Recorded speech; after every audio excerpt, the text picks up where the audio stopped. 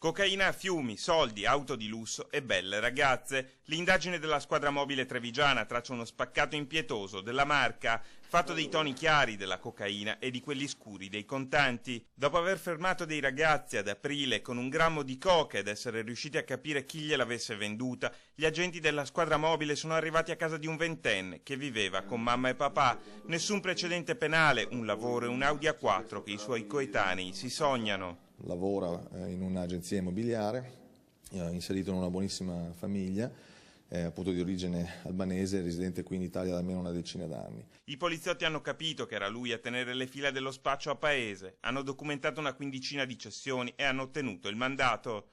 Dopo aver aperto la porta della sua cameretta hanno trovato una mattonella di cocaina, 1 chilo in tutto, valore di mercato tra i 100.000 e i 70.000 euro. Avere 1 chilo di cocaina in casa per un ragazzo di 21 anni che pur lavorando stride sicuramente, quindi gli accertamenti sono finalizzati in questa direzione.